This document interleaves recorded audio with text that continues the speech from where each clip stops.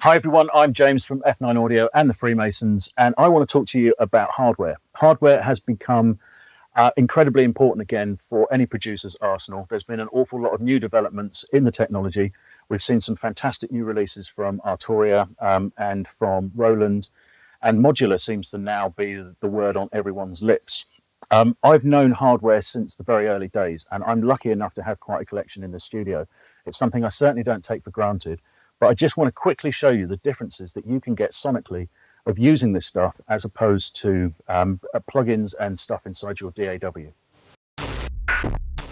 So let's quickly look now at a couple of musical parts I've got of one of the retro drum tracks that I've been working on, and just a nice and simple electro soul bass line that I'm running through two systems. And I want to really show you the difference here between the hardware world and the digital world. I'm first of all using Korg's brilliant Poly 6 plugin just to play the bass line, and then it's going to switch to a live Jupiter 8 that's been preamped carefully through the Neve and then going through one of the GML compressors that I've got in the studio. Now, please bear in mind, I don't take any of this stuff for granted. I'm incredibly lucky to have built this collection of equipment up over the years. But as I say, for me, this is a case of now being able to open this stuff up and actually share it with you guys so that you can have musical parts from some of this classic equipment. Let me show you the differences between the two.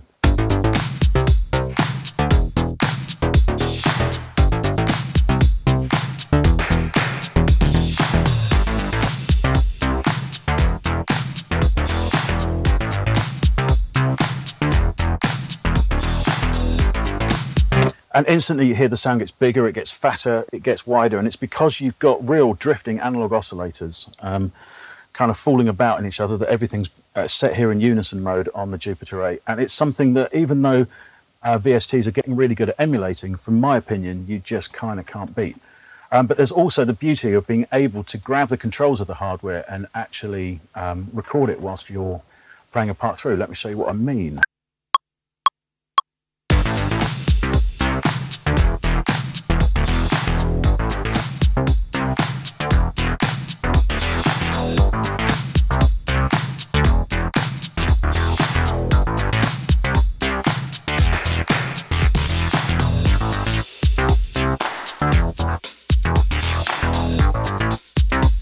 And it's that kind of tactile control with this equipment that really starting to come back in people's live setups and in the studio as well. And the fascination again with hardware really brings to the fore the power that you have when you actually have a physical control over the things that you're doing, instead of just dealing with a mouse wheel or a mouse pointer.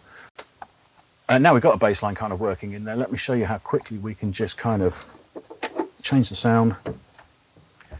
We'll build quick little riser for this.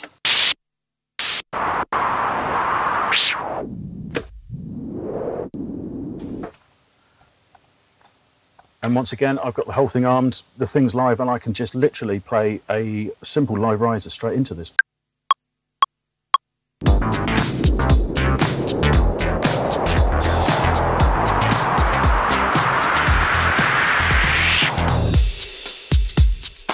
And that is the beauty of being able to grab hardware. You can literally almost play the stuff in. And for me, analog oscillators, when they start to get going, just sound an awful lot more like a record than you would normally get with anything that's built digitally.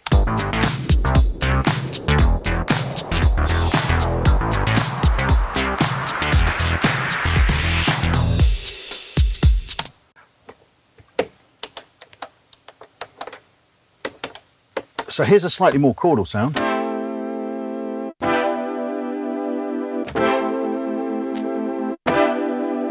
And again, the great thing about analog or hardware, I've got the controls so I can actually move it about whilst I'm actually playing. So let's just put a quick little chord part over the stuff that we're building.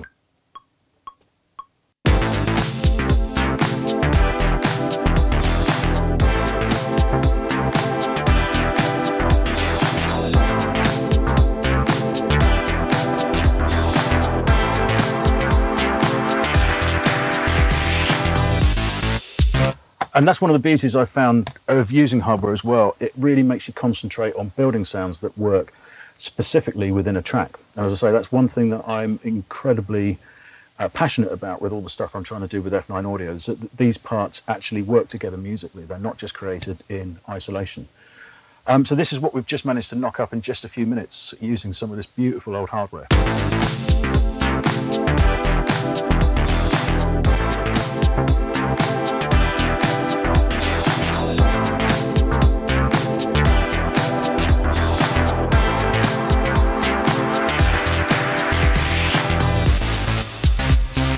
And the thing is with some of this stuff, these synths are starting to disappear because they're ancient. This thing is nearly as old as me.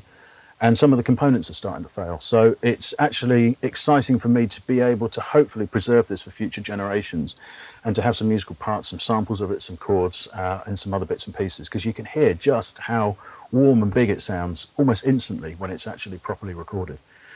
So yeah, looking forward to generating as much as we can from this and some of the other instruments in the studio. So guys, thanks for watching, and I hope you found some of this useful. Do check out the label page at loopmasters.com for F9 Audio and see some of the packs that we're going to be releasing over the next 6 months. For more tutorials, come and find us on our YouTube channel, where, as I say, I'll be trying to pass on as much as I've learned over the last 20 years.